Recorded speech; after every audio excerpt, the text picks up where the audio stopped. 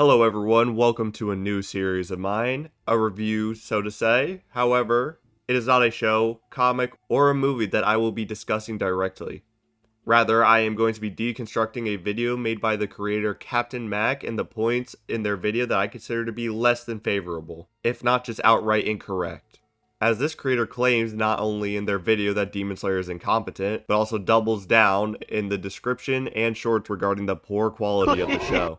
And with the video having over 1 million views, surely these points will be the highest of quality. It will not be bad faith whatsoever. Mind you, I don't think every character needs to be written as a piece of shit to be engaging. You can write lovable characters that are still flawed. Say in plain terms that Rengoku is a terribly written character. Possible to have Rengoku exist and have his death be meaningful. One easy way would be to make Rengoku an asshole. Now, with this being the introduction video, I want to set some ground rules before we continue.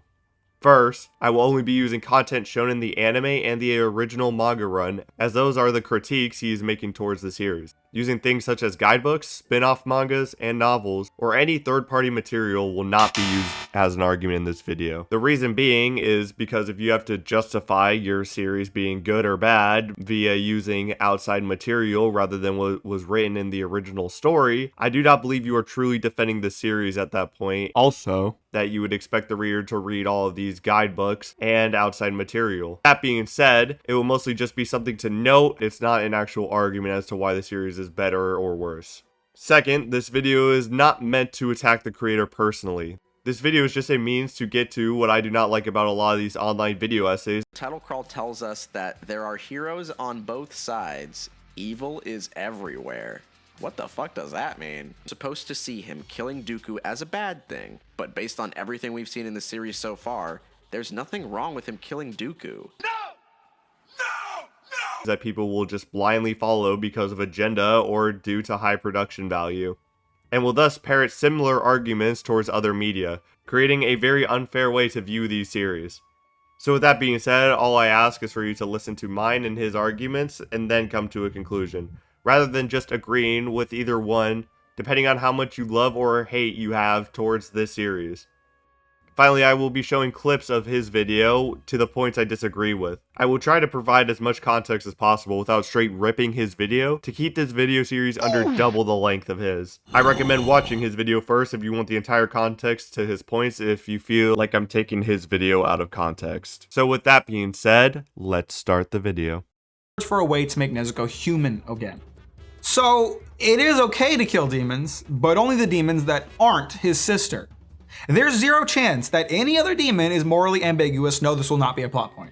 There is already a lot to unpack here in this short clip. First, he makes it seem that Nezuko is like the only demon that is not allowed to be killed. That everybody in the Demon Slayer Corps just accepted her right from the get-go, when that couldn't be further from the truth. As characters like Giyu were just going to kill her straight from the get-go, Orokodaki, even with a letter from Giyu, is still very cautious about how Nezuko will act, and if she ever kills somebody, then Tanjiro would have to kill his own sister and take his own life. Later on in the series, Shinobu and Kanao straight up try to kill Nezuko, and that causes Tanjiro to be arrested for a treacherous act, as Demon Slayers are not allowed to work with demons. A crime punishable by death. It wasn't until Giyu, Orokodaki, and Tanjiro had to basically stake their lives on the line for Kaguya to believe them. Even then, it still took a brutal test from Sanemi for the Hashira to just let her be. They still did not trust her fully, shown by how characters like Kyojuro Rengoku view her at the start of the Mugen Train arc, where even though Kyojuro let it be, he still didn't truly accept Nezuko at that point. Now for his second point about there being a 0% chance of any demon being morally ambiguous outside of Nezuko, which I assume he means just not straight up evil, that is also untrue, as Tamayo and Yushiro exist. However, they worked outside of the confines of the Demon Slayer Corps, as they were afraid that the Demon Slayer Corps would try and kill them for obvious reasons, as they are demons. They only trusted Tanjiro because he didn't try to straight up kill a human that was just turned into a demon and was trying to to find a way to save this person outside of killing them. And yes, this becomes an insanely big plot point, as Tamio and Yushiro are some of the most important characters in the final arcs of Demon Slayer. If not for them, the main character and the Hashira would have not have been able to defeat Muzan Kibutsuji. Now, the reason why demons are so evil on average is because Muzan's blood is inherently corrupting, to the point where when you get more powerful, you tend to lose more of your memories. The only demons that do not act like this had to break his curse, whether that be in a case like Tamayo, where due to Yorichi heavily weakening Muzan allowed her to break the curse, or in a case like Nezuko, who felt such strong love for her brother and a need to protect him, that she refused to kill him and thus broke the curse. Or in a case like where Tamayo will turn people into demons to save their life. However, since it is her that is doing it and has been studying Muzan's blood for hundreds of years, she knows a way to not make them violent like most demons. With a special kind of sword. What makes this sword special, and why can it kill demons? Well, these swords are made from metal mined out of a volcano, which has the power of the sun contained in the earth, and I'm just fucking with you, there's no reason. It's never gonna be explained, so just don't question it. Let me fix you some of this new. Fucking with you, there's no reason. It's never gonna be explained, so just don't question it. What the hell are you talking about? Who are you talking to? I am aware that on this point you admitted that you were wrong. However, with the slightest bit of research, you could have found out that the ore that these swords are made from are from a mountain that constantly absorbs sunlight all year round. Or you could have just checked the clip that was in your own video, which explains how they are made and why they are effective against demons.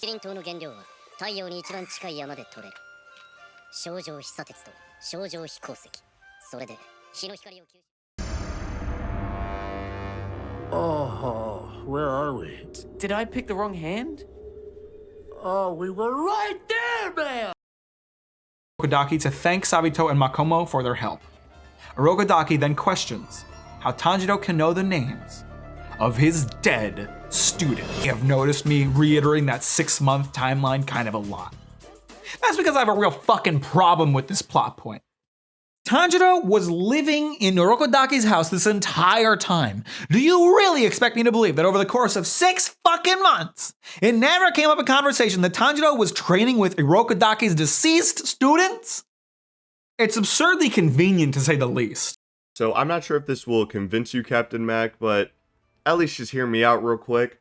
These two were not on good speaking terms, not saying that they hated each other, but these two didn't talk that often. As you could see that even when Otokoraki would speak to Tanjiro, it was usually very blunt and very straight to the point. He wasn't the type to just talk about how Tanjiro's day was going. And right before the boulder, Otokoraki lets Tanjiro know that he is basically on his own at this point moving forward. And with Otokoraki in character not wanting Tanjiro to be able to split the boulder because he didn't want another child to die at final selection due to the hand demon, I think it is very plausible that these two rarely spoke to each other over those 6 months. And using the scene of them eating dinner together in the background of your videos, I feel a little unfair, as that scene was meant to be a celebration for Tanjiro being able to split the boulder, and for him to relax before his life is filled with even harder stuff than the training he had to go through. So at least for me, I think it was completely plausible for them not to talk about stuff, especially regarding Tanjiro's training, which Otokoraki would not help with at all. Not to mention that their involvement in the story not only establishes that ghosts are real, but also that they can have a tangible effect on the world of the living. Sabito was even able to injure Tanjiro. I don't have a problem with the whole ghost thing because that's pretty consistent, but you will never again see one actually do anything besides talking to people that were important to them when they were alive. So while we don't see any ghosts interact in the same way with Tanjiro, like helping his training, we still see that they will interact with people while they are still alive, and it's not always that when they are already dead. This is especially prevalent in the Mount Nanagumo and Entertainment District arc, where multiple members of Tanjiro's family help Nezuko and him throughout the battle, whether it's to tell Tanjiro to breathe, Nezuko to help Tanjiro against Rui or else he would be killed, or whether to go save Nezuko before she is too far gone. And even the side cast, characters like Shinobu, see the ghost of her sister in the battle against Doma to re-motivate her when she was about to give up versus the upper ranked demon. And the reason why I think that Sabito and Makomo had such a major impact on Tanjiro's training was because their souls could not rest. And they were trying to guide him through so he would not end up like the rest of them, and so that their souls could finally rest. But this doesn't seem like a major point of his, and he himself also states that, so I'm not going to harp on this too much. You would think from the description that there is only one special way of breathing to strengthen a Demon Slayer, but no. There are in fact many different ways to breathe.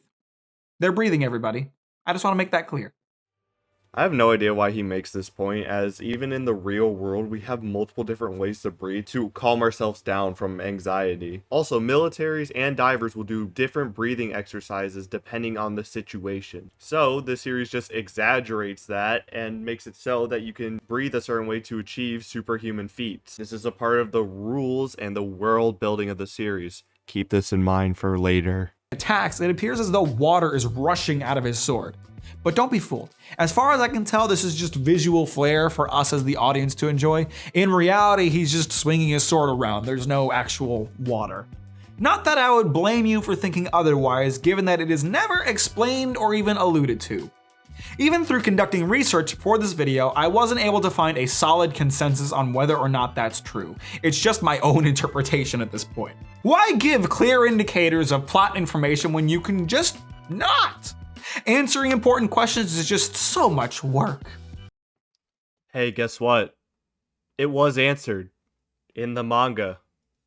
And yes, it is only visual. They are not literally creating water or fire or bugs. Maybe you should have looked a little further into Googling this. Or, you have a manga section in your video. You might have found it if you, checked out the little end chapters of the manga where it gives you more detail that they didn't want to put in the main part of the chapter, kind of the extra information that you may or may not want to know. Just a thought. With breathing comes from a lack of differentiation. Now, I know at first that may not make any sense, given that each style is very visually distinct.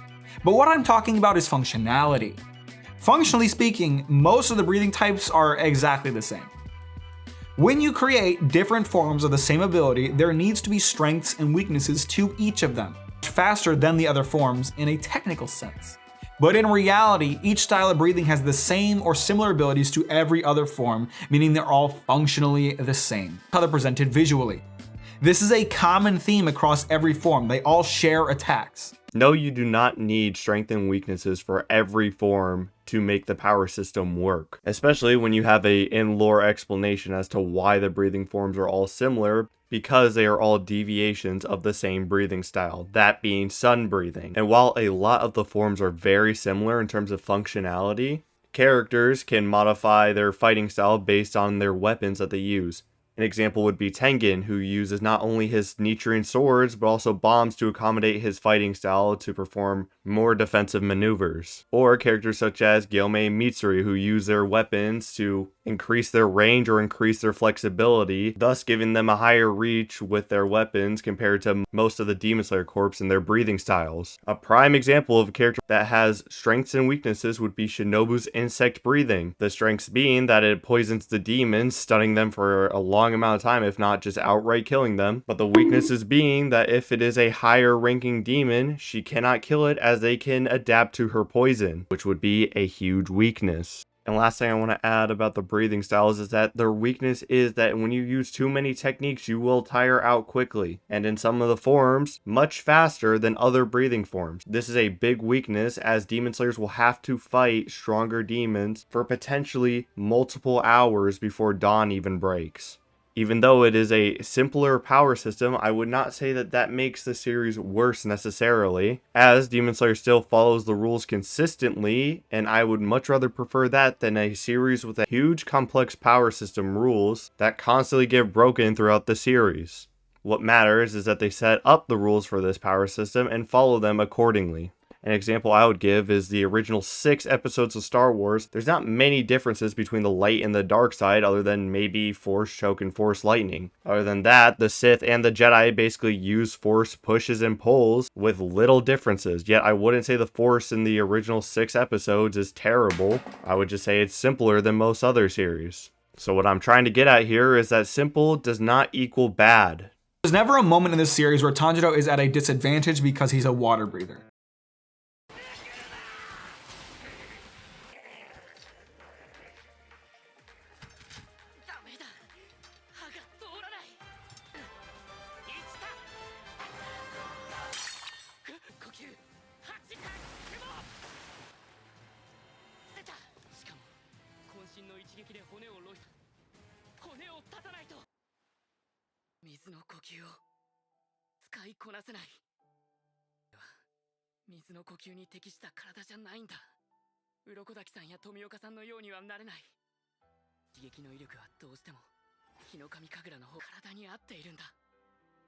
So as you can see from all these examples that I had provided, Tanjiro was put at a major disadvantage because his body was not suited for water breathing, thus the power output was not enough against any of these demons that were shown. Whenever he uses sun breathing or the Hinokami Kagura, he performs much better against all of those opponents, except for the Father Spider Demon, as he didn't fight the Father Spider Demon for that long. However, there is times in Demon Slayer where Tanjiro uses water breathing instead of the Hinokami Kagura to help him, as the power output is sometimes not enough, or it is to conserve stamina while he is fighting a different opponent. Just keep this in mind. This definitely won't be relevant whatsoever.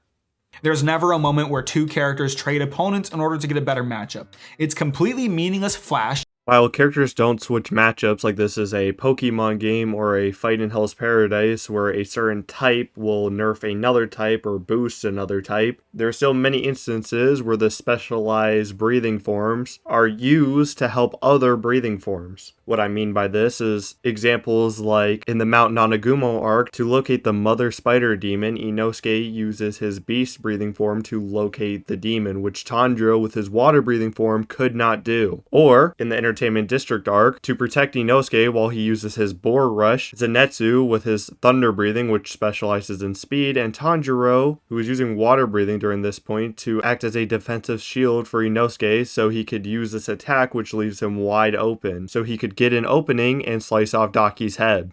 Another example of where you can use these specialized breathing forms to get an advantage where other breathing styles do not have the same specialty. Tengen uses his musical score technique, which is a part of his sound breathing, to create an opening for Tanjiro so he can land the finishing blow on Gyotaro. Or even when Tanjiro, in the Swordsmith Village arc, could not catch up to Hatenku, so he uses thunder breathing to catch up to Hatenku to possibly cut off his head. So while there is not many differences in the breathing forms, each of them still typically have a specialty that the other breathing forms cannot do. And they will use those strengths to aid each other in battle. So no, it is not just completely meaningless flash. Across every form, they all share attacks. Man, it's almost like they are an imitation of the same thing. It's almost like they are lesser forms from the same source. I just can't. And by the way, can we talk about the blatant misogyny in this power system? What the hell are you talking about? There are so many different forms of breathing. There's stone breathing, wind breathing, mist breathing. But what do the female characters use? Insect breathing, flower breathing, love breathing. There is not a single living female demon slayer that does not use a feminine breathing style. The breathing styles and how they tie into these characters' more feminine side is not misogynistic writing. Considering that across most of Demon Slayer, the characters and their breathing styles have direct correlation to who they are thematically. Some examples could be beast breathing, where Inosuke claims that he got raised by boars, fights like a wild animal. Rengoku with his flame breathing and his undying flame that he calls passion and the never give up attitude. Obanai with his serpent breathing, as he was raised by a serpent demon and received scars that made his face similar to that of a snake and also carries around a pet snake with him. Mitsuri, who is searching for love in the Demon Slayer Corps, as no ordinary people were willing to accept her for who she really was. Insect breathing, which ties into Shinobu being weaker than most of the other characters, so she has to find her own way of fighting the demons, much similar to how insects have to find alternative ways of combating predators so they do not die themselves, which typically includes poison. Giyu and Otokoraki, who are very calm in terms of personality, much like tranquil waters. Tengen's noisy fighting style, as he's a person who loves to be seen. He literally proclaims himself to be the god of Flash. Misbreathing, which ties into Tokito's character, as his memory was very hazy, looking into the past, almost as if a mist was covering his memories. Or even sun breathing, which Yoriichi uses, which he was the man who was born to defeat Muzan, and Muzan's greatest weakness is the sun. I can go on and on about how these characters and their breathing styles are tied into one another with their character, but you should get the point, as this is what happens in a lot of fictional series. Also, if you were to look at the breathing styles that you have listed, most of them only have 1 to 2 users that actually use the breathing styles on screen. So I think Gotoge did this to explore more breathing styles, and so you didn't have too many of overlapping breathing styles. So you don't run into a situation where multiple Hashira share the same breathing style. Last thing I want to say about these more feminine breathing styles is that they are as formidable as most of the masculine breathing styles, and they are taken seriously by even the upper ranked demons. All of this comes before we question how exactly breathing a certain way enables different abilities. It doesn't make any sense, and there's never an explanation for what the actual difference between each of them is. I already covered this earlier in the video, but I just want to reiterate one more time that there is different ways to breathe depending on situations, even in our real world. And in fiction, there are certain rules that the verse will set up and will try to remain consistent throughout it, which makes it a better or worse power system, depending on how well they follow those rules. And Demon Slayer is no exception to that, as they've remained very consistent with their rules. Why is there different versions of the breathing forms is because the Demon Slayers would experiment to make it more compatible with their own body and make it so that they can exert their full strength, as when they would use a breathing style that isn't compatible with their body, it heavily restricts how hard they can strike. Even the core breathing forms were created to be more compatible with people that couldn't use sun breathing. So, forms like sound breathing, for example, were created to be more compatible with users that weren't meshing well with thunder breathing. There are exceptions, such as Shinobu Kocho's insect breathing, which utilizes poison instead of actual blade attacks to take down enemies, because she's too weak to decapitate demons. The girl is too weak to cut off a demon's head. No, stop. Do not try to make this a whole misogynistic thing because only a woman could not cut off a demon's head. You are forgetting that there are multiple male characters that straight up cannot use breathing because they are completely incompatible with breathing itself. Or there are characters where they couldn't even become strong enough to even be considered to go to final selection. To act like that only a woman in Demon Slayer cannot cut off demons' heads or that they are physically weak is just being disingenuous. Especially when you consider one of the physically strongest characters in the verse is Mitsuri, who, with even just one arm, was able to rip off Muzan's arm. In the Swordsmith Village arc, she was able to catch a wood dragon that was flying at her at high speeds, and was stated to have 8 times the muscle density of a man. In a way, it is more empowering for Shinobu to use her intelligence to defeat these demons rather than using brute strength. Shinobu's poison uses wisteria flower, a type of plant that demons are weak to. Even if the demons don't die from this poison, it does render them weak and slows their ability to regenerate. So why the Hey folks, viewer mail time again. Oh, here's one from Sally, age 14. To be continued in part 2. Keep those cards and letters coming.